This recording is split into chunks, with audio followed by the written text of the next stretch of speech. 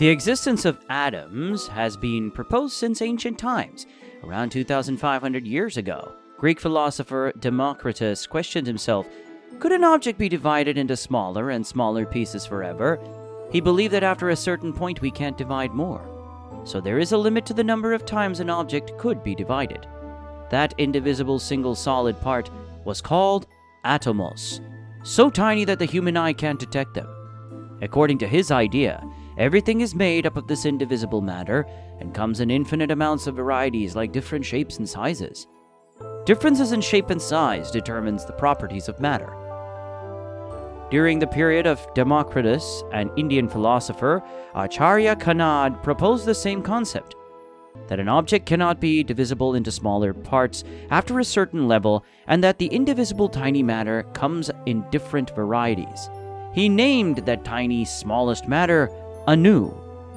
These earlier philosophical ideas were mere speculations, and there was no way to test them experimentally. The words atomos and anu were used in many philosophical books in later years. However, these ideas remained inactive for a very long time.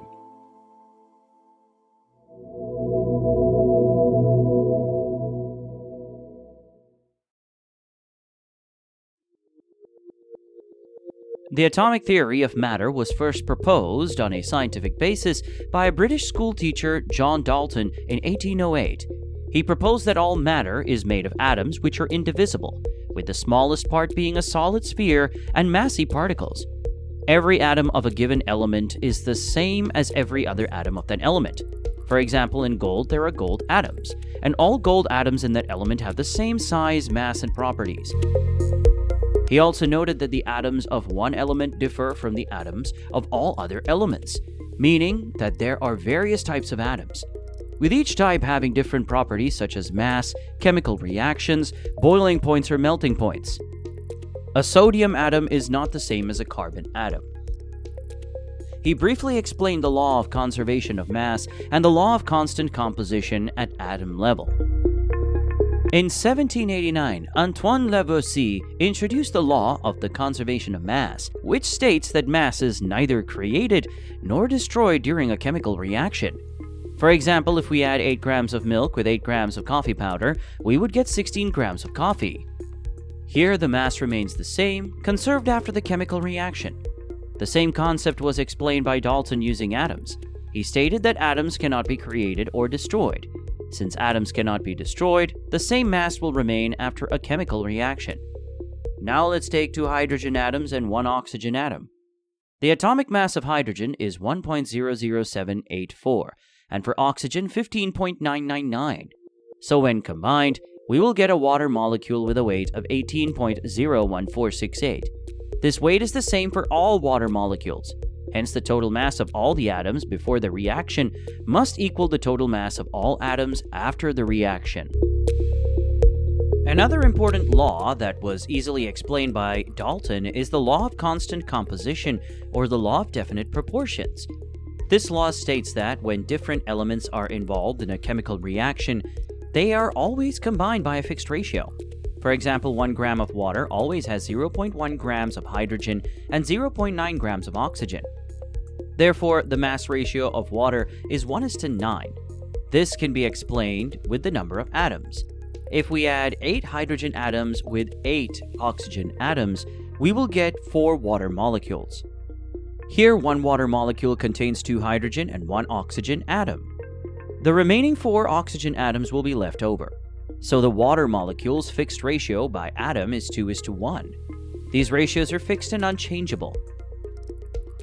With the help of Dalton's atomic theory in later years, most of the atom's mass and many molecules' fixed composition ratios were found. However, he concluded that atoms are spherical, solid, indivisible, and the final ultimate particles. This statement was followed by many years until one of the greatest discoveries happened in science.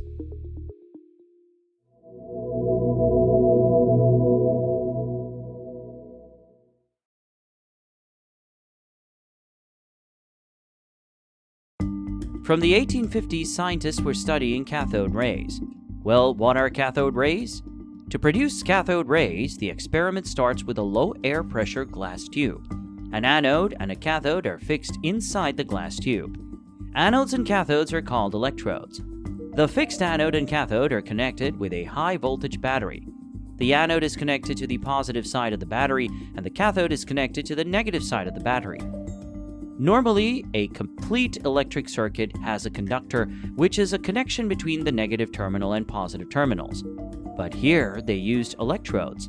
Electrodes are metal plates used to make contact in non-metallic parts and act as conductors. Here we can see low-pressure gases between the cathode and anode. Gases are non-metallic matter. When switching on the battery, a high-voltage current is passed through the cathode to the anode. From the cathode, a ray passes through the anode to the other end of the tube in a straight line. This experiment proved to be a nightmare to the scientists who struggled to guess what these rays were actually made of. At that time, everyone was well aware that something was coming out from the cathode metal plate, but they didn't know what it actually was, so they named the mysterious phenomenon as cathode rays. But in 1897, British physicist J.J. Thompson discovered what cathode rays actually are. At that time, physicists were well aware that the same charges repel each other and opposite charges attract each other. Thompson conducted the same experiment, but he added another negative and positive plate within the path of the cathode ray. Once he placed the charged plates, he noticed that the path of cathode rays changed in the direction of the positive plate. He found out that the rays are nothing but negative particles. That's why they attract to the positive plate direction.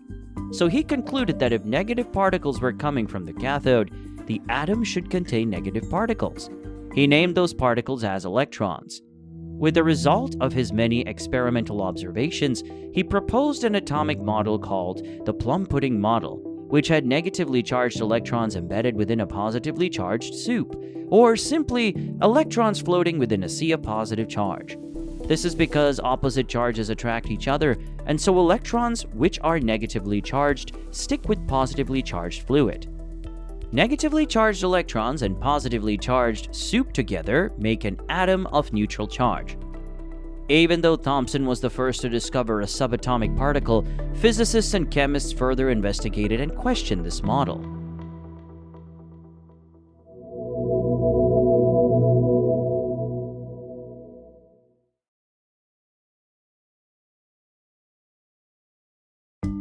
In 1911, New Zealand-born physicist Ernest Rutherford conducted a famous experiment with gold foil and alpha particles. During the radioactive process, positively charged alpha particles are produced. For now, it's better to skip the makeup of alpha particles because during the time of the experiment, physicists did not know about the composition of alpha particles. However, they were sure that alpha particles were positively charged particles. Rutherford's experiment started with a very thin foil of pure gold, a radioactive source which produces alpha particles, and a circular screen with fluorescent zinc sulfide coating. Whenever alpha particles struck the screen, a tiny flash of light was produced at the collision point. We already know that gold foil is made of gold atoms. During the experiment, Rutherford noticed that most of the alpha particles penetrated into the gold foil without any deflection. A few alpha particles slightly deflected, and very few particles deflected back at an almost 180-degree angle. With this experiment, he concluded that most of the space inside an atom is empty. That's why alpha particles easily pass through gold foil without any deflection. Few particles were deflected because the positive charge in an atom is not uniformly distributed, unlike in J.J. Thomson's atomic model. Very few alpha particles deflected back because the volume occupied by positively charged particles in an atom is very, very small compared to the total volume of an atom.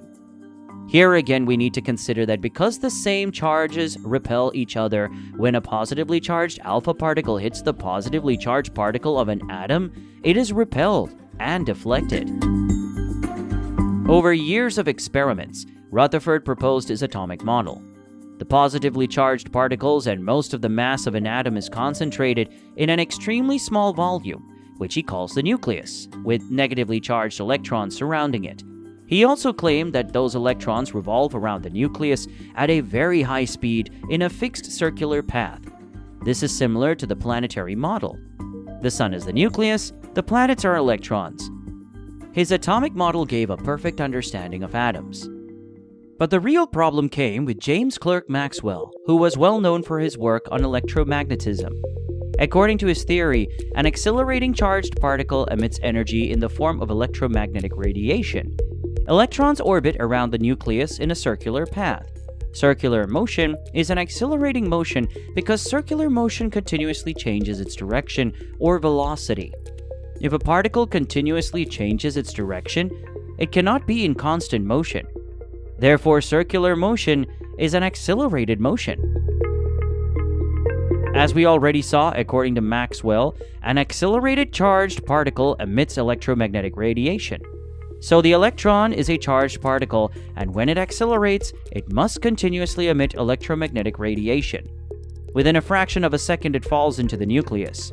Then, no atom can survive more than a trillionth of a second. So there's no atom, no matter, no universe. Simply, Rutherford's atomic model failed to explain the stability of an atom.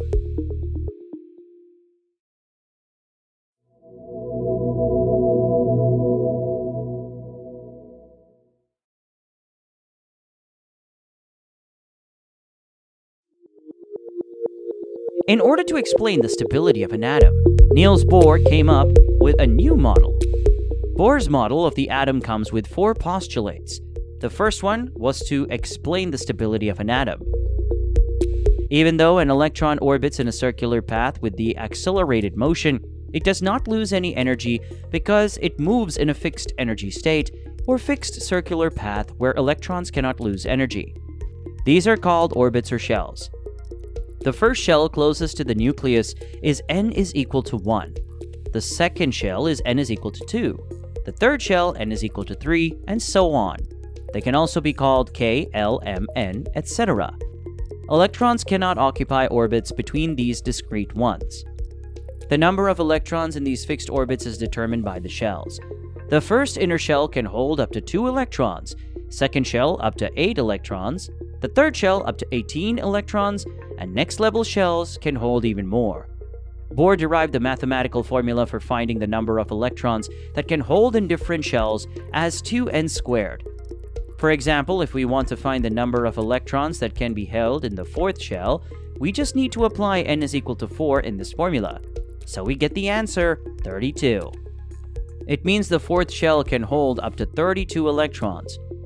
We know that electrons orbit positively charged nuclei at different shells, but at what distance are they orbiting?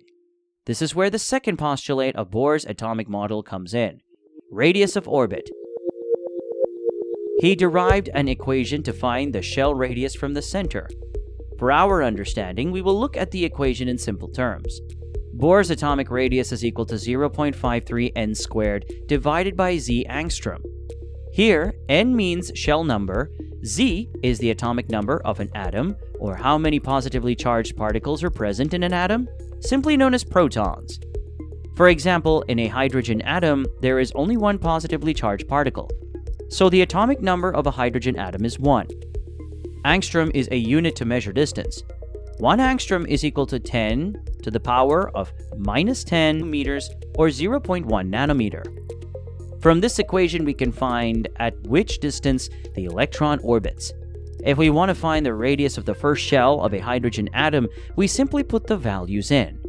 The first shell of a hydrogen atom is n is equal to 1. The atomic number is z is equal to 1. So we will get 0.53 angstrom. For the second shell radius of the hydrogen atom, it will be 2.11 angstrom. He even derived a formula for finding the speed at which electrons orbit. Velocity is equal to 2.186 into 10 to the power of 6, z divided by n. Similar to the radius of a shell, we can calculate the speed of electrons. Then, for the first shell of a hydrogen atom, the electrons orbit at the speed of 2.186 into 10 to the power of 6 meters per second. So electrons orbit the nucleus in a fixed orbit at a fixed radius at fixed speed. And what about fixed energy? This is the third postulate of the Bohr atomic model.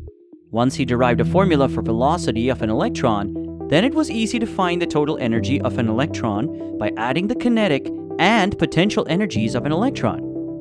So the formula for the total energy of an electron is negative 13.6 into Z squared divided by N squared, electron volts.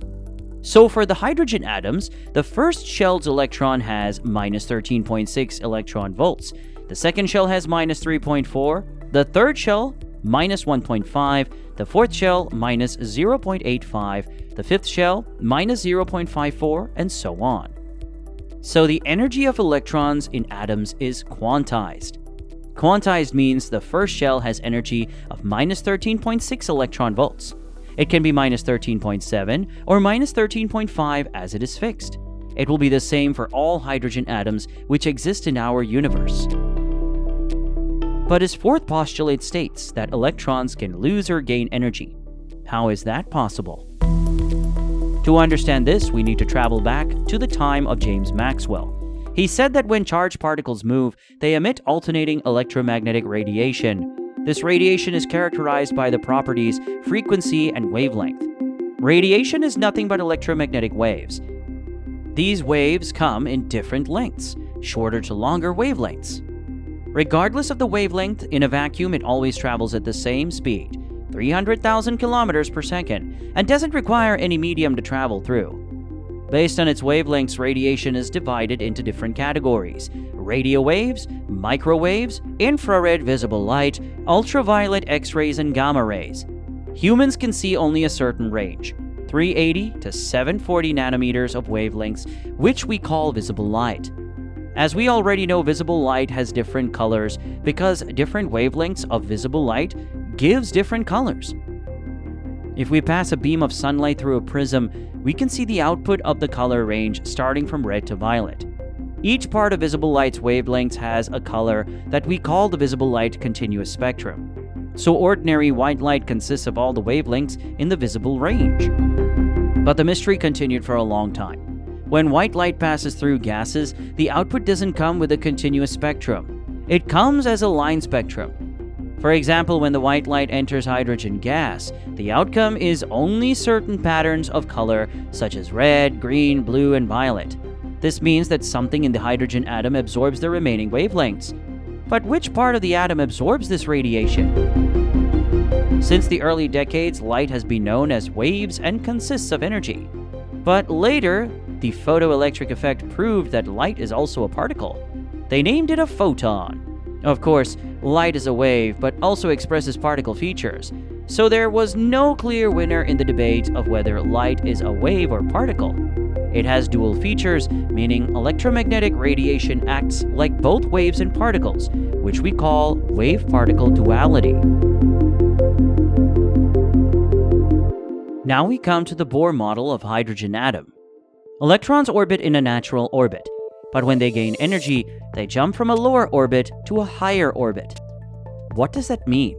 How did Bohr explain that? As with the third postulate of Bohr's atomic model, we know that the energy of the electron orbit is quantized. Electrons in the first orbit of a hydrogen atom have an energy of minus 13.6 electron volts. The second orbit, minus 3.4. The third, minus 1.5, and so on. Each atom contains an infinite number of orbits. At the infinite orbit level, the energy of an electron becomes zero. The energy of an electron doesn't change with time because it is quantized. However, when electrons gain energy, they move from lower stationary states to higher state orbit. These electrons gaining energy are called excited electrons. Since the energy of an electron is quantized, how can it gain energy? And when electromagnetic radiation, or light, passes through hydrogen atoms, only red, green, blue, and violet color wavelengths are emitted. How is this done? First, we need to know that all ranges of electromagnetic radiation have different levels of energy. Since an electron's energy is quantized, it absorbs the right amount of energy. For example, if it gains 10.2 eV, it moves from first orbit to second orbit. Because the first orbit of a hydrogen atom electron has an energy of minus 13.6 eV. When it gains plus 10.2 eV, the energy of an electron becomes minus 3.4 electron volts. This minus 3.4 electron volt is an energy state of the second orbit of a hydrogen atom. With this energy, an electron can only exist in the second orbit. So, it moves to the second orbit. If it gains 13.06 electron volt energy, it directly jumps from first orbit to fifth orbit. However, these electrons are always trying to come into their stationary state. As a result, they release energy, photons, or electromagnetic radiation. But how does a hydrogen atom only emit red, green, blue, and violet visible light? Now consider the electron returning from the second orbit to the first orbit. Here, the second orbit has energy of minus 3.4 electron volts. In order to return to the first orbit, it should release 10.2 electron volts. We can convert this energy into nanometers with our equation. Then we will get a wavelength of 122 nanometers. So what kind of photon is this? 122 nanometer wavelength is nothing but the wavelength of ultraviolet photons. This is not visible light, so it can't be detected by human eyes.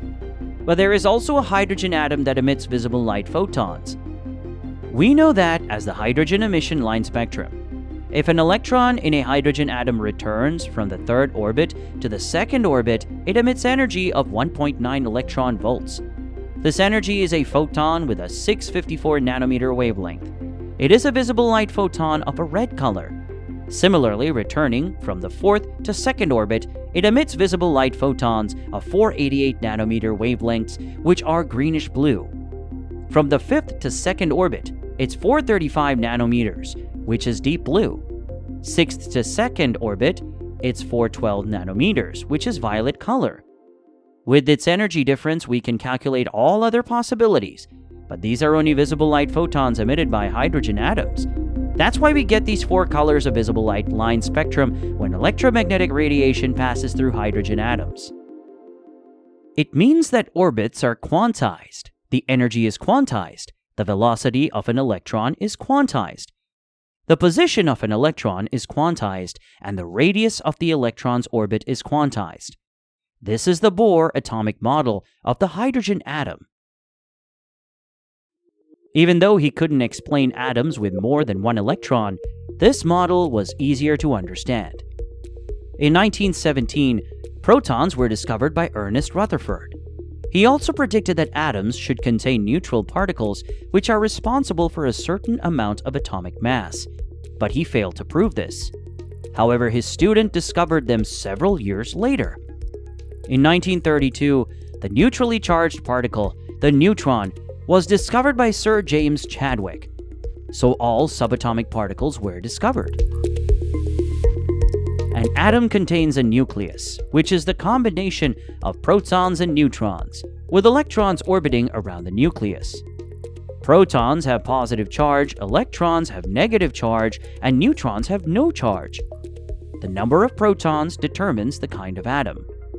In a neutral atom, the number of protons is equal to the number of electrons so that the charge is balanced out. Let's take a hydrogen atom. It contains one proton and one electron called protium. If we add one neutron to it, nothing changes. It is still a hydrogen atom. But now the atomic mass doubles, and we call this variant of hydrogen deuterium. If we add one more neutron, it becomes tritium. But still, it is hydrogen. These extra neutron atoms are called isotopes. All are hydrogen atoms, but with various masses. Even though it has different atomic mass, the chemical properties are still the same. But what about if we add extra protons? To balance out the charge, an extra electron from somewhere will come into it. Now the atom gets completely different chemical properties and becomes a different element entirely. In this case, it becomes a helium atom. If we add one more proton and electron, it becomes lithium. A basic carbon atom always has 6 protons, 6 electrons, and 6 neutrons. If we add together the number of protons and neutrons, we get a total of 12, so it is called carbon-12. An atom with 6 protons and 7 neutrons is called carbon-13. An atom with 6 protons and 8 neutrons called carbon-14. From here we can notice that all types of carbon atoms always have 6 protons. Of course, without 6 protons, it can't be a carbon atom. Even though the number of neutrons doesn't look important, let's look at a uranium atom. If a uranium atom contains 92 protons and 143 neutrons, it is called uranium-235. It is a very, very rare isotope which is highly unstable and decays very quickly. If we add 3 more neutrons, it becomes uranium-238, but its lifetime is 4.5 billion years. These are very useful to understand the structure and behavior of atoms. Bohr's model explains how electrons are orbiting around the nucleus, but the dual behavior of matter and the Heisenberg uncertainty principle question the Bohr model of the atom, and so an even more suitable atomic model was required.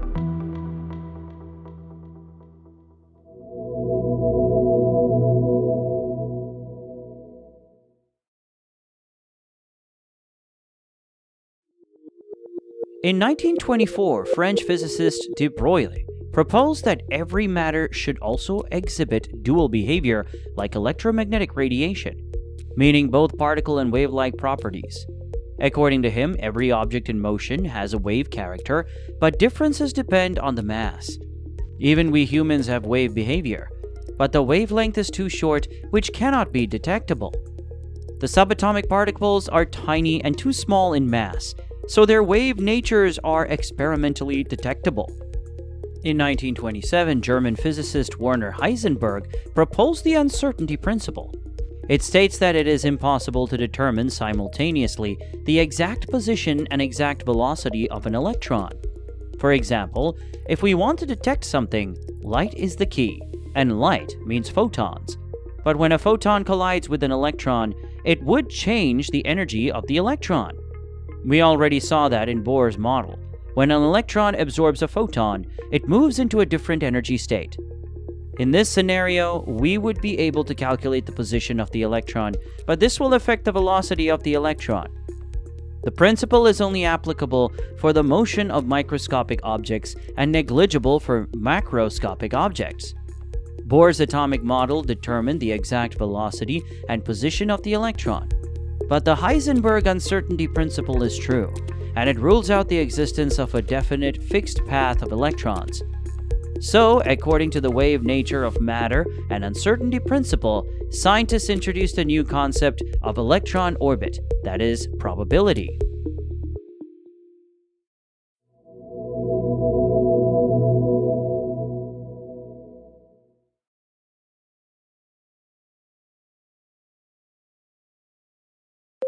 Classical mechanics, based on Isaac Newton's laws of motion, successfully describes the motion of all macroscopic objects.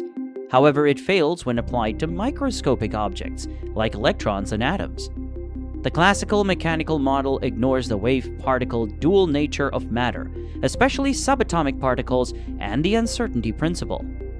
A branch of a new science called quantum mechanics emerged to account for the dual behavior of matter.